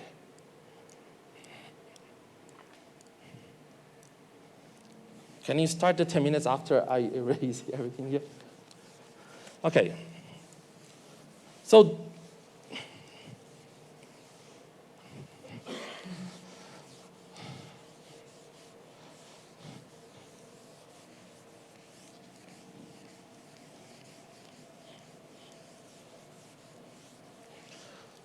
okay, so this was the hard part of my PhD work that we could using many works afterwards, which is inflation. So inflation is this early epoch of cosmic acceleration.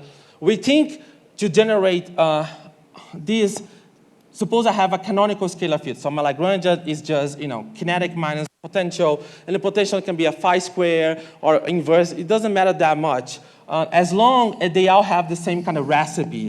And what is the recipe? The recipe is that you have this scalar field. So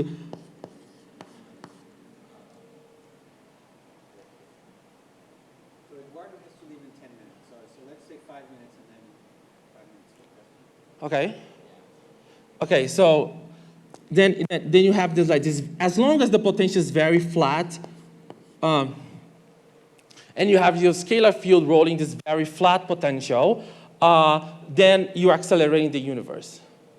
your W gets less than minus a third, and you have a double dot greater than 0. Okay? But inflation does more than that. Inflation also uses quantum fluctuations of the vacuum to generate the seeds that will create the CMB. And so how it does that, so basically, if you do the perturbation of your scalar field, so now we want to know how this behaves under these models of inflation. And I'm going to write the equation for this. I was just going to write for another letter because it just has different factors. So if you do the perturbation of a general scalar field on this accelerating background, you get this following equation. This is the called Mukhanov-Sasaki equation.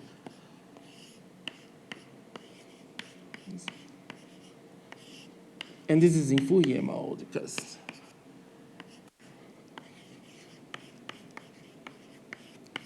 and this is actually valid even if the potential is more general than this. So if you have a scalar field and you want to calculate like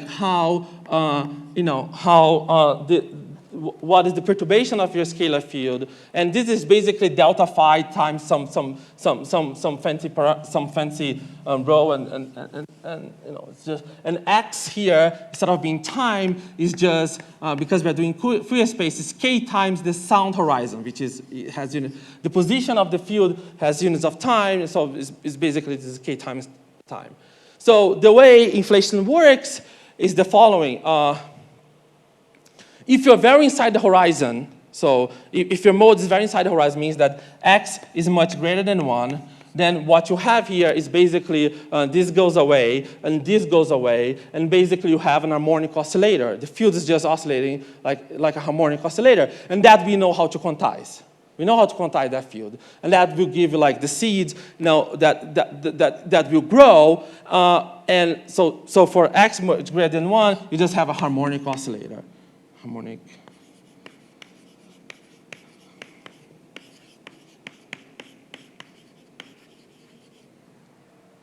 But then these quantum fluctuations start to grow. They get, because of the expansion of the universe, they actually get outside the horizon. And what we see in the CMB is what happens to these modes when in the limit where they get very outside the horizon. So instead of x much greater than 1, is the limit of x equals 0, what is happening? What happened? Because this is what we are going to see. So what people have done in the past is the following. They knew that if you have these conditions of slow rho, and what the conditions means, the conditions means that your kinetic energy divided by your total energy, which is basically it's much less than 1.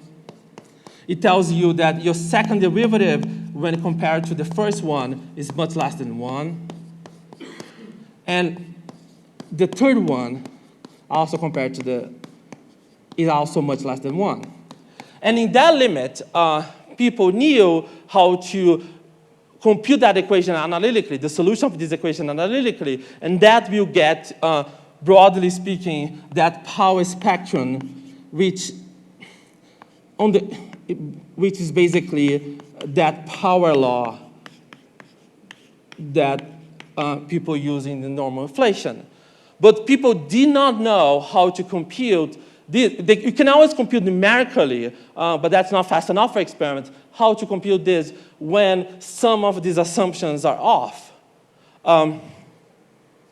So for example, if this assumption breaks down, then you lose acceleration and inflation stops. But you can change those assumptions here momentarily without stopping inflation. And just proof of principle, we have done these models where you put a kink in the potential that accelerates the field. So the second and the third derivative becomes very large, but becomes large for a small amount of time, so you don't stop the acceleration itself. You still have a low kinetic energy in the end. So we want to be able to make a fast way of solving this equation for those types of theories. Okay, so the point is that this is a difficult equation to solve because, we know how to solve them with all this external source here, but the external source depends on the field itself. So through many years, we build a machinery on how to compute this guy, and I'm just gonna say that instead of a power law, we got an equation that was something like this, of a single function times some complicated window that's just like sines and cosines. That was very unique. Cora Dworkin, her PhD thesis was to prove that for canonical field, and my PhD thesis was to work with that for non-canonical fields that can be a PX of phi. Okay, so there's a lot of physics from going from here to here, and such a way you can show models that instead of a power law, you get like a step and some oscillations here, and you stop. And that was and from this you can build analytical solutions that Planck has worked to try to get to see if these models actually fit the data, and they do fit. But now, now that you have done all this analytical tool, you have now everything depends on a single function again. And we know how this behaves for models of inflation like this, but we don't know how it behaved for general models that break this low row. So we want to ask, does the data prefer models that break this low row, even in ways that we didn't anticipate it before, because this is a very general solution. And to do this, then we apply the same technique that we used for dark energy and reionization, and we were able to show that the cosmic microwave background actually prefer models that break this low row in a very particular way. It prefers, I would just show one plot, it's just like 15 seconds. So through those same technique, we were able to show that if this is the power law, this is the kind of model that the data wants. But we have to do all this physics first before we apply those general techniques. And no one has done that. Individually, these pieces are well known, but no one has put all of this together. And then this kind of describe the mathematics of many of the plots and papers I show, and I finish like that.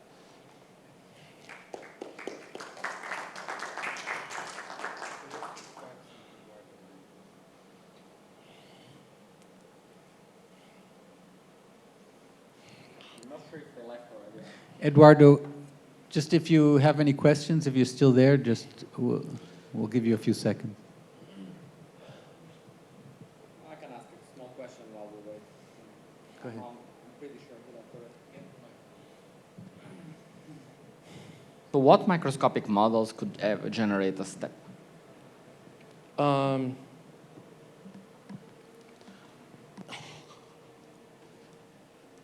So there's a new student because I did this for PXL5 models, but there's a new student that generalized this for EFT of inflation. So basically, you have to have some way that you have a mass scale that somehow has a phase transition. Another one that actually, it's not given by a power law, but it's given by our physics, is monodromy. Monodromy inflation is something that is not like a step like this, it's just like a sines and cosines, but this general way to calculate them actually works for this monodromy inflation. So I try DBI models from string theory where they have this sound speed steps. We try monodromy, so that was the way that we Can you just explain one of them, in the physics of one of them? You are saying too many words that okay. I don't know. I mean, I don't know any of these monodromy models or anything. Can you just say the one you were saying, effective theory of inflation, new scale would appear in some phase transition? Can you just expand a little bit and say what the physics of this step would be? In some model. Yeah, so I will give you two examples. Just one. Yeah, the one that's effective, so one is, if you have just that same canonical scalar field and your potential is like m squared, phi squared, the PhD thesis of Cora was actually getting models where these mass here have a transition. So you have a mass of the inflaton that goes to some transition. So basically, you have a mass square that is, she assumed that to be something like at some specific potential. Okay, that's the model that she works for her PhD. But that's just a way of describing a step. It's not explaining the physics of the step. That's just saying I can parameterize a step with an hyperbolic tangent. That's fine. Yeah. I'm asking, what's the physics in some model? What's the physics of this step? Okay, so yeah. Another way that produces not a step, but something that it's similar. I don't know a lot of string theory, but in this monodromy inflation, the idea is that you have like a field that is basically jumping to. So you have a potential that looks like this. It's like basically a cosine, and from Edward Weinstein, basically the idea is that you have this field that is basically jumping between these branches of potentials, and effectively you have something that really does not look like a flat potentials. For the step, in my PhD thesis, I actually didn't use any microphysics to explain it. I just wanted to have a proof of principle that show that you are able to break those two assumptions here without stopping inflation. And most people didn't believe this. Most people believe that breaking slow rho is the equivalent of failing inflation, and we just wanted to show that that was not the case. So so in my PhD, I didn't explore models from that could actually generate this naturally. I just wanted to use this as a proof of principle of that way of breaking this lower approximation. But I know in monodromy, that was a paper that took a lot of time. Monodromy slow rho is not valid, so it doesn't produce. And people didn't have a method to calculate its power spectrum for amplitudes of this that were very large. So we were the first time someone were able to get the full solution of a monodromy beyond just linear theory. Was me and Wayne and Chen in 2015, and we used these similar procedures that we use for steps. So, and why this is important? Because you can say you have the Mukhanov-Sasaki equation. It always works. You can solve them numerically, but for models that oscillate really fast, like monodromy, like this step, you just cannot solve one ODE for each of the points that you need to describe this fast enough to do data analysis. So from a theory point of view, you can do it, but in practical purpose, Planck, no experiments could ever use because it's not fast enough for the data analysis. But with our methods and analytical solution was the first time that someone could say, oh, now I can test these models with real data because now we have a fast way of computing them. So from a phenomenologist, I have to do sometimes this job a lot. No, you have some theoretical solution numerical that works, but it's just not fast. So you have to find ways to predict accurately those models fast. And that is the core of that type of my PhD, how to compute them. And that's why after my PhD thesis were written, Planck had an entire section based on my results, because they could finally test those models, and they have a section both in the 2015 and 2018 data, and you can see that they have a lot of interests to try to break this low row approximation to a variety of ways. They put steps, they put signs of K modes, they put cosines of log. There's lots of ways you can try to break that, but you need to be able to compute in these different ways, and we were able to. One thing that you can generate things like this if it's inflation ended earlier. Suppose inflation just had 55 folds, nothing more. So if inflation just ended around here, then you will not get something like here, but it will just get something like just the power decaying. and people are interested to see, you know, does inflation only works for exactly 55 defaults you need, and the low quadrupole of the CMB and the low multiples that are below what you predict by the standard model are generated because inflation just ended there. Because it's hard to keep inflating a model for many folds. You know, you start rolling on above Planck distances and Planck distances, and then you have all the quantum corrections that just destroy your slow row approximation in a way that makes inflation stops. So with this, you can try models that and predict them. And one of the things I'm doing right now is try to answer that question, like, can Planck really tell that inflation has ended in 55 V-folds, or can say, no, inflation really continues until it, unobservable periods. So what I have to do in cosmology a lot is do a theoretical and physics work like this. I think this was like lots of physics, like how to solve an ODE with Green's function, things that you have to use in A&M.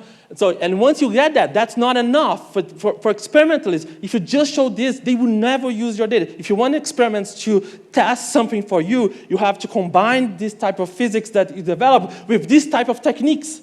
Or with analytical solution, you have to go one step more than most theories go, and that's why I've seen experimenters using my results a lot, because I was able to combine them. So I'm not a model builder. I'm not someone just I build Lagrange and say, oh, I have all these models of inflation. I take models that people have built, including collaborators, and I try to develop them in a way that people that do experiments can actually test them. And that is what I'm very good at, doing this back to it. I did this for a couple dark energy, I did this for these paradigms, and I did this for inflation for my PhD. So that's what I do.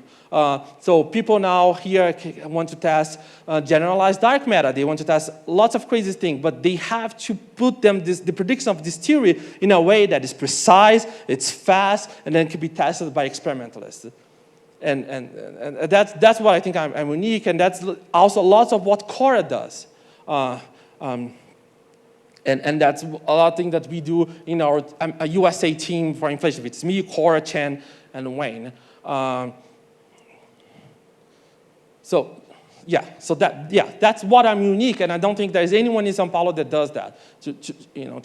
And that's why if you just open right now the Planck paper on 2018 from cosmology and inflation, you will see my results cited in lots of different sections. In reionization sections, they have like 3 independent methods for testing reionization, and one is mine, and it didn't have that before because they say, oh yeah, for inflation, they have my analytical solutions. For cosmic acceleration, so they also have, so our paper, once we did this, we could see how this shifts in inflation changes the Hubble constant, like I showed yesterday. And Planck realized that, and now they say, oh, because of Vivian, now we are going to marginalize over uncertainty in inflation to see how robust are our cosmological parameters. So this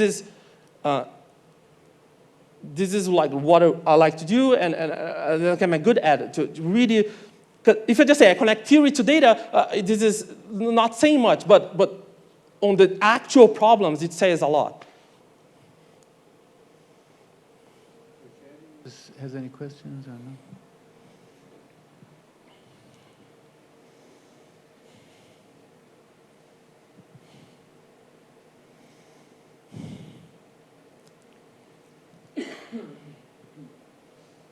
Yeah. I don't have any further questions. Yeah. Okay. So, any question? Okay, so let's thank Vivian.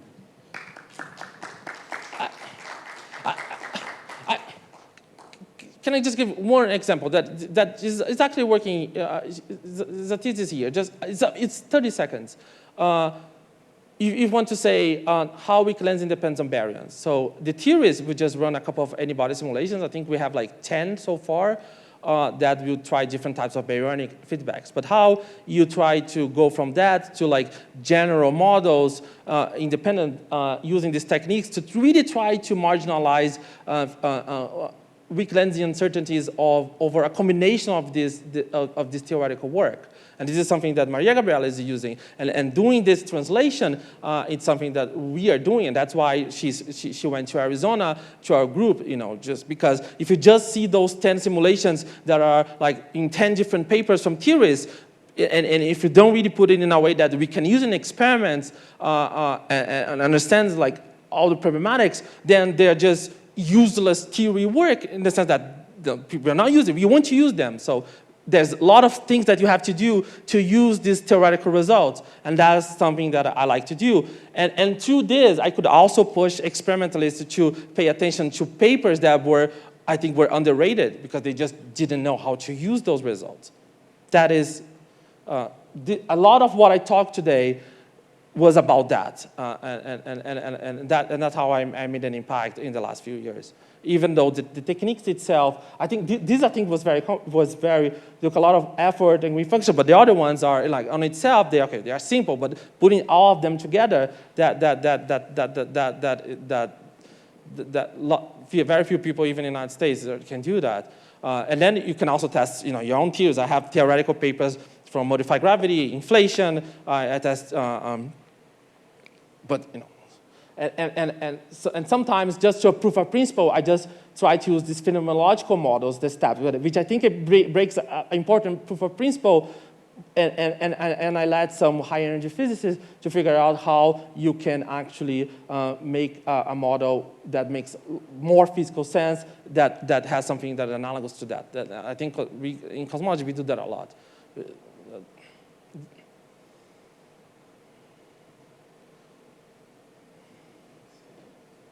you're here, I guess, until Sunday. Yeah.